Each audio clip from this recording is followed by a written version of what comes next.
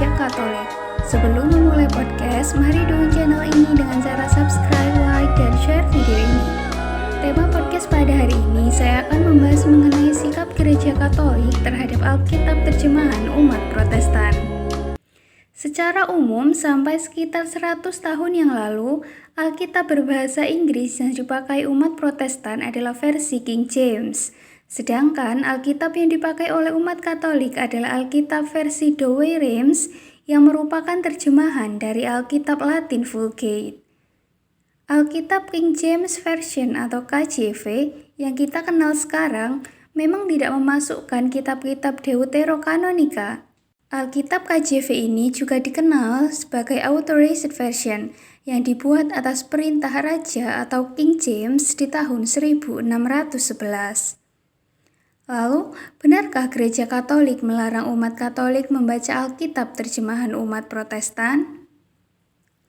Menjelang abad ke-17, memang sudah terdapat banyak terjemahan Alkitab dalam bahasa Inggris, seperti Tyndale's Bible, Coverdale's Bible, Matthew's Bible, Cromwell's, The Geneva Bible, dan The Bishop Bible. Terjemahan ini memang tidak mengambil Vulgate sebagai dasarnya, namun langsung kepada bahasa aslinya, yaitu Ibrani dan Yunani. Versi terjemahan Alkitab terus bertambah sampai sekarang. Sebenarnya, kita perlu mengagumi kerja keras dan niat para penerjemah ini. Namun sayangnya, banyak dari hasil terjemahannya yang memuat juga agenda-agenda tertentu yang tidak sesuai dengan ajaran Gereja Katolik. Sebab bagaimanapun juga, terjemahan literal dari bahasa asalnya tetap memerlukan pemahaman konteks agar makna ayat Alkitab dapat dipahami sebagaimana mestinya. Dari sini terlihat adanya ketidaksesuaian antara pengajaran Gereja Katolik dan Protestan. Misalnya, pertama, saat diterbitkan Alkitab KJV ini sebenarnya memuat kitab-kitab Deuterokanonika, walaupun seiring dengan berjalannya waktu, terdapat usulan-usulan dari pihak Gereja Protestan untuk mencoretnya. Baru pada abad ke-19, kitab-kitab Deuterokanonika tersebut benar-benar dicoret dari Alkitab KJV. Dengan dicoretnya kitab Deuterokanonika dari KJV, maka secara objektif versi KJV yang ada sekarang berbeda dengan kanon kitab suci yang telah ditetapkan oleh Gereja Katolik sejak abad ke-4, yaitu oleh Paus Damasus di Sinode Roma dan Konsili Hippo serta Konsili Carthage. 2. Terdapat terjemahan ayat-ayat yang tidak sesuai dengan interpretasi Gereja Katolik. Hal ini tentu saja akan berpotensi menimbulkan kebingungan.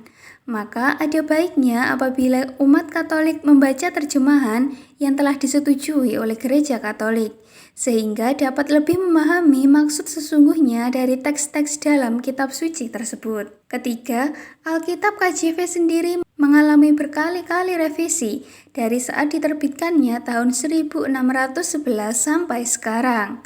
Tidak dapat dipungkiri bahwa ada terjemahan-terjemahan tertentu yang dapat diinterpretasikan secara berbeda-beda, sehingga dari dasar variasi versi KJV, lahirlah sekte Mormon dan Saksi Yehova yang mempunyai teologi yang berbeda. Dengan melihat fakta-fakta di atas, maka sebaiknya umat Katolik membaca Alkitab yang memuat terjemahan dan ajaran yang sesuai dengan ajaran magisterium Gereja Katolik. Atau jika ingin membaca KJV sekalipun, tetaplah harus berpegang pada pengajaran magisterium Gereja Katolik untuk dapat memahami ayat-ayat yang dimaksud dengan jelas.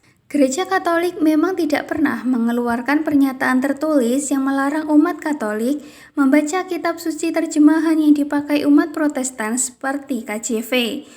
Namun sebaiknya umat Katolik juga secara bijak memilih versi Alkitab yang disetujui atau sesuai dengan pengajaran magisterium Gereja Katolik.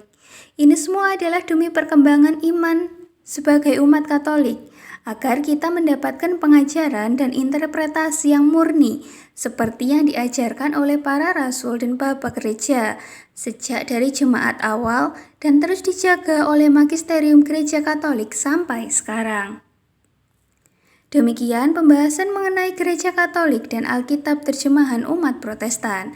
Apabila ada pertanyaan, dapat ditanyakan di kolom komentar. Jangan lupa untuk terus dukung channel ini dengan cara like, subscribe, dan share video ini. Terima kasih.